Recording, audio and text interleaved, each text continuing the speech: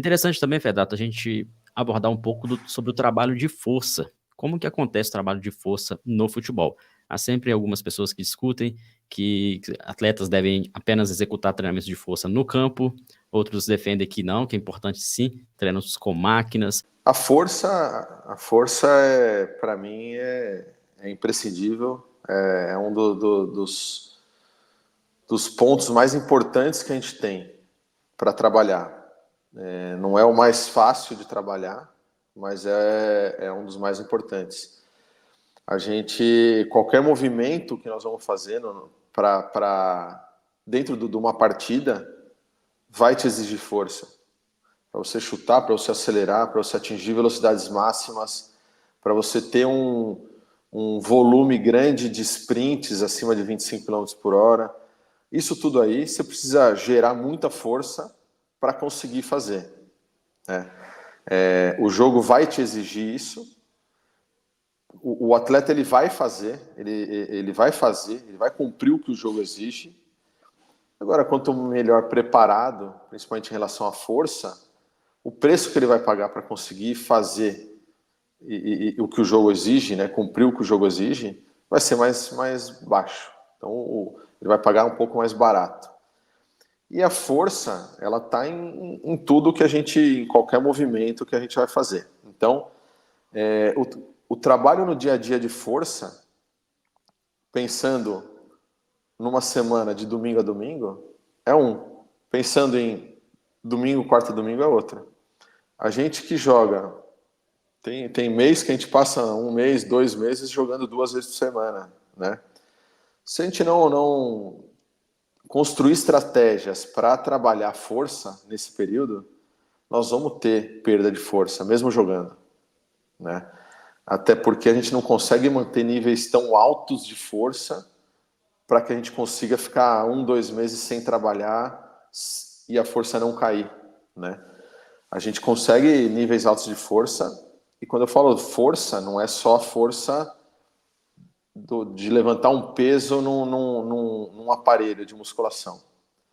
Seria força de tudo que envolve. Então, normalmente a gente faz a base de força indoor, né?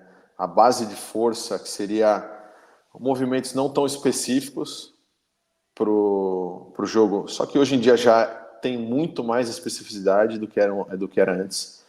Você já consegue indoor fazer dominâncias de quadril, de joelho, bem mais voltado para o movimento, de repente, de vetor horizontal, vetor vertical, principalmente horizontal de empurrar.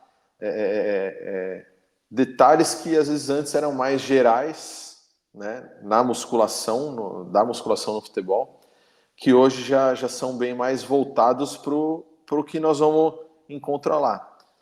Normalmente a gente faz essa base, transfere, ou não gosto de falar muito de transferir, mas a gente depois trabalha esse movimento que normalmente é um pouco mais lento no campo, de uma forma com velocidade, mas ainda com carga, para gerar muita potência, né? E aí com muitos saltos, também muita força horizontal, muita força de puxar, empurrar, puxar trenó ou empurrar trenó no campo, para gerar muita potência. E aí, a partir daí, com essa base bem preparada, você colocar um volume maior de sprints, atingir velocidades máximas, que aí você tem uma sequência bem legal para isso. Agora, a quantidade disso, que é o que a gente tem que quebrar a cabeça um pouco. A gente sabe, a gente tem na literatura quantidades para ter uma sobrecarga e ter ganho de performance, né? Sempre tem que ter a sobrecarga. Se você não tiver sobrecarga no treinamento, você não tem ganho. Agora, quando você joga de quarta a domingo, você tem um dos 2 jogos com um dia a mais para trabalhar. E aí tem muita gente que fala de microdoses, de doses homeopáticas, como o Paixão gosta de falar.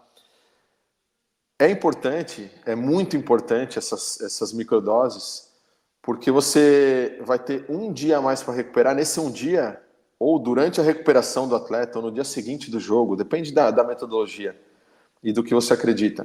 Mas você consegue fazer uma sessão mais enxuta de força, mais direcionado para 3, 4 exercícios, de repente, que eles já estão adaptados e você consegue fazer, com um Essas volume seriam as menor. microdoses. Essas seriam as Seriam as microdoses com microdoses, tempo bem reduzido também, né? com tempo reduzido, com, de repente, carga bem alta para força mesmo e um volume bem menor, né? Que você vai estimular a fibra mesmo assim, você vai estar dando para ele um estímulo de força neural, vai estar protegendo ele, esse atleta. Você leva ele para o campo, você faz ali também uma microdose de sprints, com 1, 2 sprints, para expor aquela musculatura da posterior, né, de coxa do atleta a um volume e uma intensidade um pouco maior.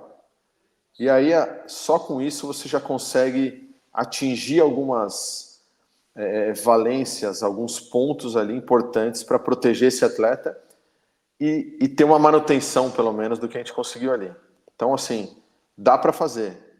Tem ideias de trabalho pós-jogo, fazendo trabalho de força, que a força mesmo é uma das variáveis que a gente não vai trabalhar ela no jogo. Você vai fadigar o atleta, mas você não vai trabalhar a força pura. Então, a ideia é o quê? Você trabalhar a força pura depois e depois você já vai ter que recuperar o atleta do jogo, né? Você vai trabalhar com ele 48 horas um pouco e 72 horas você vai fazer o treino. Então, você já conseguiu recuperar de todas as variáveis que você trabalhou. Então, são ideias. Essas ideias que é uma das coisas que a gente tem que discutir no nosso dia a dia, qual encaixa melhor para o nosso grupo, para a comissão, para o que a gente acredita, né?